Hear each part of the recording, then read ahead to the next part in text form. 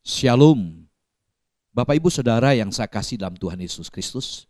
Pada kesempatan ini saya mengajak Bapak Ibu Saudara untuk belajar tentang komitmen. Saya amati seringkali kita tidak mampu menunjukkan kesetiaan kita dalam pengiringan kita, dalam pelayanan kita kepada Tuhan, oleh karena kita tidak memiliki komitmen kepada Tuhan. Karena itu pada kesempatan ini kita akan belajar bagaimana agar kita mampu memiliki komitmen yang tinggi atas kehidupan kita selama kita mengiring Dia, selama kita melayani Dia. Mari kita berdoa. Bapa kami dalam sorga, kami bersyukur pada kesempatan ini kembali kami boleh belajar dari firman-Mu. Terangi hati kami, biarlah Roh Kudus ambil bagian dan urapi setiap kami baik hamba-Mu yang hina, dina, dan lemah ini. Engkau pakai dalam urapan-Mu. Kami bersyukur, kami berdoa dalam nama-Mu, Tuhan Yesus. Haleluya. Amin. Puji Tuhan, Bapak Ibu Saudaraku yang saya kasih dalam Tuhan Yesus Kristus. Komitmen itu merupakan sebuah tindakan, respon dari pihak kita sebagai tanggapan kita kepada Allah. Kata komitmen dalam kata kerjanya to commit itu berarti menyerahkan. Sebagai contoh kalau kita melihat dalam Lukas 23 ayat 46. Lalu Yesus berseru dengan suara nyaring, "Ya Bapa, ke dalam tangan-Mu kuserahkan nyawaku." Dan sesudah berkata demikian ia menyerahkan nyawanya. Perhatikan ungkapan menyerahkan. Kata menyerahkan pada dasarnya kata ini berarti mempercayakan. Nah, berarti kita harus juga mempercayakan diri kita sepenuhnya kepada Allah sebagaimana Tuhan Yesus di atas kayu salib menyerahkan dirinya. Ada dua hal yang menarik yang dapat kita lihat di sini. Pertama, komitmen itu adalah perubahan. Matius 4 ayat 17 mengatakan demikian, sejak waktu itulah Yesus memberitakan, bertobatlah sebab kerajaan sorga sudah dekat. Kata bertobat dari kata metanoeo itu menunjuk kepada perubahan yang bersifat radikal dan menyeluruh dalam diri seseorang, yaitu hati, sikap, tindakan. Artinya putar balik dari dosa kepada Allah dan pengabdiannya kepada Allah. Saudara, jika kita diminta untuk berubah dari keadaan kita sekarang ini, apakah hal ini mungkin terjadi tanpa komitmen? Dapatkah kita berubah tanpa komitmen? Perubahan adalah menuju ke arah yang bertolak belakang dengan arah yang lama. Yang kedua, dalam Matius 4:17 tadi soal kerajaan Allah. Sejak waktu itulah Yesus memberitakan, bertobatlah sebab kerajaan sorga itu sudah dekat. Bertobat karena ada alasan kuat sebab kerajaan sorga sudah dekat. Jadi kita tahu arti komitmen, maka kita akan tahu apa arti kerajaan Allah itu, saudara. Kerajaan Allah itu adalah otoritas dan pemerintahan Allah. Kita harus menempatkan sungguh-sungguh kepemimpinan, otoritas dan supremasi Allah dinyatakan melalui kehidupan saudara dan saya. Ini berarti ada kehendak untuk melakukan dan memberlakukan kehendak dan otoritas Allah dalam setiap aspek kehidupan kita. Saudara, jadi pemerintahan Allah dalam konsep perjanjian baru itu adalah kekuatan atau peraturan atau kaidah Allah. Pemerintahan Allah berarti Allah adalah raja di dalam hidup saudara dan saya, hidup kita. Saudara, tanpa komitmen apakah mungkin untuk berubah dari kehidupan yang berpusat pada ego atau egosentris kepada kehidupan di mana Allah yang menjadi raja atas hidup kita? Ini membutuhkan perubahan yang sangat mendasar. Hidup berubah berarti bertindak selaras dengan kehendak pemerintahan Allah. Artinya kita tidak semau gue, semau kita atau sesuka hati kita. Sebagai contoh dua ayat dalam Hakim-Hakim pasal 17 ayat 6, Hakim-Hakim pasal 21 ayat 25. Pada zaman itu dikatakan tidak ada raja di antara orang Israel. Setiap orang berbuat apa yang benar menurut pandangannya sendiri. Hakim-Hakim 17 ayat 6. Hakim-Hakim 21 ayat 25. Pada zaman itu tidak ada raja di antara orang Israel. Setiap orang berbuat apa yang benar menurut pandangannya sendiri. Dua ayat ini mengatakan apa? Setiap orang berbuat apa yang benar menurut pandangannya sendiri. Saudara, jadi kondisinya di sini berbuat sesuka hati mereka. Sebab tidak ada raja waktu itu. Tidak ada yang mengendalikan, tidak ada yang mengontrol mereka. Akibatnya, mereka mengabaikan standarnya Allah atau prinsip moral. Sehingga mereka melakukan perkara yang jahat di mata Allah, di pemandangan Allah. Mengapa demikian? Karena mereka tidak punya tujuan, mereka tidak punya visi, atau mereka tidak punya mata iman. Dalam Amsal 29:18 mengatakan, bila tidak ada wahyu menjadi liarlah rakyat. Berbahagialah orang yang berpegang pada hukum. Perhatikan kata liar di sini bisa berarti lepas, lepas kendali, tidak bisa diatur. Nah, saudara, bagaimana agar kita bisa memiliki komitmen? Bagaimana agar kita bisa berkomitmen? 1 Petrus 2 ayat 9. Hanya satu ayat ini menjadi fokus perenungan kita. Ada 3 hal yang menarik dari 1 Petrus pasal 2 ayat 9. Saya bacakan lebih dahulu 1 Petrus 2 ayat 9. Tetapi kamulah bangsa yang terpilih, imamat yang rajani, bangsa yang kudus, umat kepunyaan Allah sendiri, supaya kamu memberitakan perbuatan-perbuatan yang besar dari Dia yang telah memanggil kamu keluar dari kegelapan kepada terangnya yang ajaib. Saudara, yang pertama, menyadari kalau kita dipilih. Perhatikan 1 Petrus 2 ayat 9 tadi ada ungkapan bangsa yang terpilih. Bagaimana kita bisa menghargai pilihan yang sudah Allah berikan kepada kita semuanya? Ya, ketika kita sadar bahwa Allah memilih kita. Dalam 1 Korintus 6 ayat 19 sampai 20 saya melihat dari ayat ini bahwa tubuh kita adalah bait Roh Kudus. Ya, diam dalam diri kita. Dikatakan kamu bukan milik kamu sendiri. Sebab kamu telah dibeli dan harganya telah lunas dibayar. Karena itu muliakanlah Allah dengan tubuhmu. Saudara, sebagai contoh, Lot memilih Sodom Gomora. Karena apa? Karena melihat. Seharusnya memilih apa yang dipilih oleh Allah, apa yang dikehendaki oleh Allah. Kita bisa lihat dalam Kejadian 13 ayat 10 sampai 13. Di waktu itu terjadi pertengkaran yang sangat-sangat tidak nyaman antara sang pengikut sang paman dengan keponaan. Sehingga Abram sang paman mengambil sebuah keputusan mempersilakan Lot untuk memilih lahan mana yang akan menjadi tempat Lot menetap dan mengembalakan domba-dombanya. Setelah itu sisanya Bapak Abram yang akan mengambil. Watak Lot yang memang mementingkan diri sendiri dan tamak langsung kelihatan dia memilih lembah Jordan yang tampaknya subur. Di wilayah tersebut tanaman tropis yang diairi oleh sungai terdapat dalam jumlah berlimpah, tetapi kedua kota tersebut sangat rusak secara moral. Pilihan Lot ternyata merupakan pilihan yang membawa malapetaka. Bagaimana sikap kita dalam memilih? Ini akan menentukan ketika kita sadar bahwa kita telah dipilih oleh Allah. Sebagai bangsa pilihan Allah. Marilah kita mau belajar, biarlah keputusan yang kita ambil itu selaras, sesuai dengan apa yang Allah kehendaki. Yang kedua, dari 1 Petrus 2 ayat 9 kita melihat bahwa kita perlu memiliki hidup yang berbeda. Perhatikan dalam 1 Petrus pasal 2 ayat 9, yaitu ungkapan bangsa yang kudus. Kata kudus dari kata hagios, dibedakan atau dipisahkan, itulah maknanya. Dibedakan atau dipisahkan berarti berbeda dengan yang lain. Seorang yang dikuduskan bukanlah seorang yang aneh, tetapi seorang yang berbeda. Adalah bersedia untuk dipisahkan, bersedia untuk diletakkan, bersedia untuk ditempatkan di tempat yang lain, tempat yang berbeda.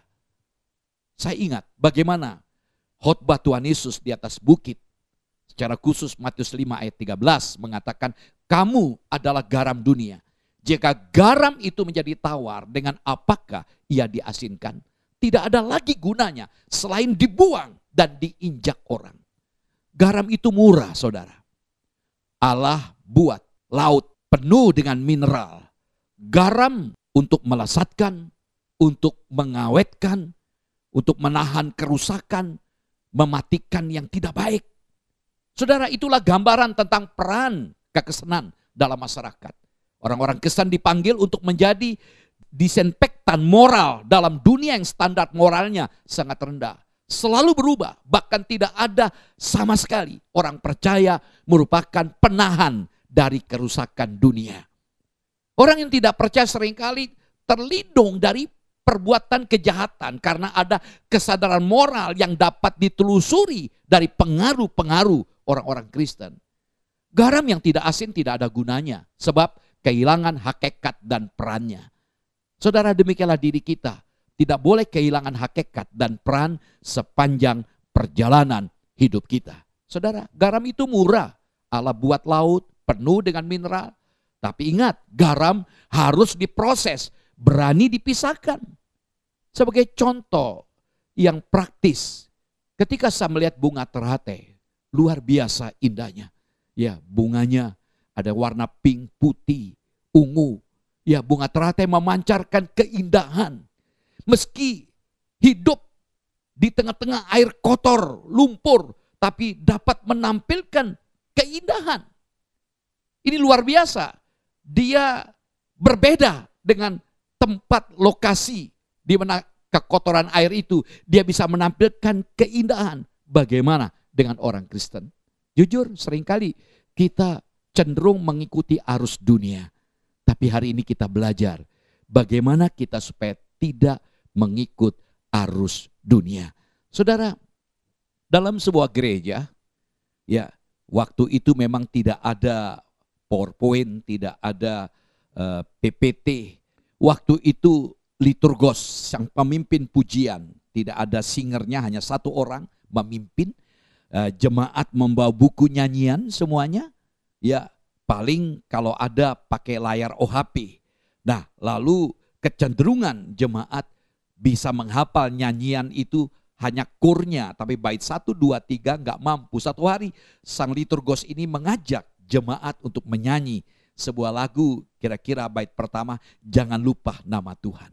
Dan saat itu ketika mulai masuk, sang liturgos ini ingin membaca ya setiap baris dari bait ini supaya jemaat bisa mengikuti. Ketika pas intro mau masuk, beliau tanpa sadari mic ada di depan mulutnya. Beliau berkata, saya lupa kacamata. Jemaat langsung menyanyi, saya lupa kacamata. Beliau katakan, itu bukan maksudku. Jemaat nyanyi, itu bukan maksudku. Beliau mulai grogi dan agak marah. Ya, kalian semua sudah gila. Jemaat malah menyanyi, kalian semua sudah gila. Dia katakan apa? Cukup sampai di sini. Jemaat malah menyanyi juga, cukup sampai di sini. Kurnya tanpa didikte, indahlah namamu, perlindungan, dan seterusnya. Inilah gambaran kita mudah mengikuti arus. Mari kita menjadi orang Kristen yang berani melawan arus. Orang Kristen harus menjadi manusia yang dibutuhkan oleh setiap orang. Kalau tidak lagi ada bedanya antara orang Kristen dengan dunia ini, maka Kristen menjadi tidak berguna, akan dilecehkan, diacuhkan, atau disingkirkan. Inilah peringatan Tuhan. Kehadiran orang Kristen di tengah dunia adalah juga kehadiran Kristus. Yang ketiga, menyadari tujuan hidup untuk memuliakan Tuhan. Dalam 1 Petrus 2 ayat 9, kita melihat bagaimana ciri utama umat pilihan, yaitu memberitakan perbuatan-perbuatan yang besar dari Allah. Teks aslinya dari kata hopostas aretas esangilite. Artinya supaya kamu memperlihatkan kemuliaannya. Luar biasa, supaya kamu memperlihatkan kemuliaannya. Sebagai contoh, seorang pangeran tidak perlu menggembar-gemborkan dirinya sebagai anak raja, tetapi setiap orang dapat melihat ciri-cirinya. Saudara, begitu banyak orang-orang Kristen tidak dapat mencerminkan kekristenannya. Sederhana saja ketika makan di tempat umum, tidak menunjukkan kekesalannya apa? Langsung makan tanpa berdoa, mengucap syukur. Jadi tidak menunjukkan ciri-ciri kekesalannya. Mari kita belajar paling tidak dalam menyatakan hakikat keberadaan kita itu mulailah dengan tubuh kita. Biarlah tubuh kita ini mempermuliakan Tuhan. Dalam 1 Korintus 6 ayat 20, ya dengan tubuh. Dikatakan karena itu muliakanlah Allah dengan tubuhmu. Saudara, hambatan komitmen itu adalah apa? Mencari kesenangan untuk diri sendiri, kepuasan tubuh ini. Nah, sebagai contoh, sebagai seorang pria berkepribadian teguh, Rasul Paulus memiliki sebuah ambisi keinginan yang pasti. Ia menguraikannya dalam suratnya kepada jemaat yang ada di Filipi. Dalam Filipi 1:20 dikatakan Kristus dengan nyata dimuliakan di dalam tubuhku, baik oleh hidupku maupun oleh matiku.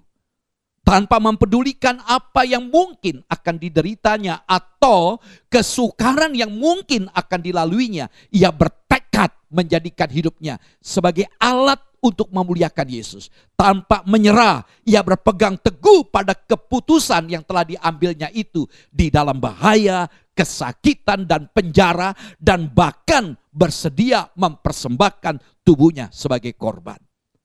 Saudara, sebagian dari kita barangkali tidak dapat melihat bagaimana Tuhan Yesus dapat dimuliakan di dalam tubuh kita.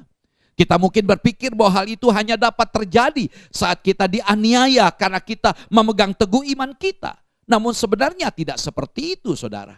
Tangan kita dapat meninggikan Tuhan saat kita menulis surat-surat yang menghibur. Kaki kita dapat meninggikan Dia saat kita melakukan pekerjaan-pekerjaan sederhana menolong orang lain.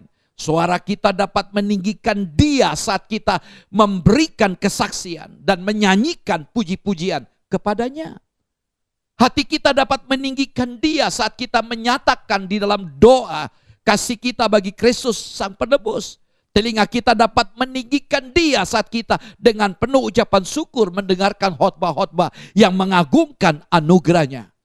Saudara, jika kita mengenal Yesus, kita dapat meninggikan Dia dalam kehidupan kita sehari-hari. Artinya setiap tindakan harus fokus untuk memuliakan Tuhan. Rasul Paulus dalam 1 Korintus 10 ayat 31 ayat hafalan dikatakan, aku menjawab, jika engkau makan atau jika engkau minum atau jika engkau melakukan sesuatu yang lain, lakukanlah semuanya itu untuk kemuliaan Allah. Puji Tuhan. Saudara, dalam soal komitmen ada 4 jenis manusia. Pertama, pengecut. Orang yang tidak memiliki sasaran dan tidak punya komitmen. Yang kedua, peragu. Orang yang tidak tahu apakah mereka dapat mencapai sasarannya, maka mereka takut membuat komitmen. Yang ketiga, penyerah. Orang yang mulai menuju satu sasaran namun segera menyerah jika menemui hambatan. Yang keempat, mati-matian. Orang yang menetapkan sasaran, berkomitmen untuk mencapainya dan membayar harga untuk mencapainya. Anda termasuk yang mana? Saudara, sebagai konklusi, bagaimana menjadi orang yang berkomitmen? Pertama, menyadari kalau kita dipilih. Mari kita sadari, saudara dan saya sudah dipilih oleh Allah. Sudahkah kita hidup sebagai orang-orang yang dipilih? Dalam mengambil keputusan, apakah keputusan kita juga keputusan yang selaras dengan kehendaknya? Yang kedua, kita memiliki hidup yang berbeda. Sadarkah hidup kita tidak sama dengan dunia? Berarti kita harus berani menampilkan hidup yang berbeda dari mereka. Berarti kita berani melawan arus. Yang ketiga, menyadari tujuan hidup kita, yaitu untuk memuliakan Tuhan. Sehingga apapun kita lakukan, hanya Tuhan saja yang dipermuliakan. Amin. Mari kita berdoa. Bapa, kami bersyukur buat firman-Mu. Kami bersyukur buat peringatan, teguran yang Kau berikan bagi kami. Seringkali kami gagal untuk menyatakan komitmen kami. Lewat firman-Mu kami boleh belajar menyadari bahwa sesungguhnya kami sudah dipilih oleh Engkau untuk menyatakan kehidupan yang berbeda dari dunia ini dengan tujuan untuk memuliakan nama-Mu. Terima kasih buat firman-Mu. Teguhkan setiap kami agar kami tetap hidup selaras dengan panggilan yang sudah Kau berikan bagi kami. Meskipun kami sadar dunia ingin membawa kami untuk mengikutinya. Tapi mampukan kami ya Allah, Roh Kudus ambil bagian untuk memenuhi setiap kami, mengendalikan pikiran, perasaan dan kehendak kami, sehingga apapun yang kami lakukan hanya Engkau saja yang kami muliakan. Terima kasih Bapa, kami bersyukur, kami berdoa dalam nama-Mu Tuhan Yesus. Haleluya, amin. Shalom, Tuhan Yesus memberkati.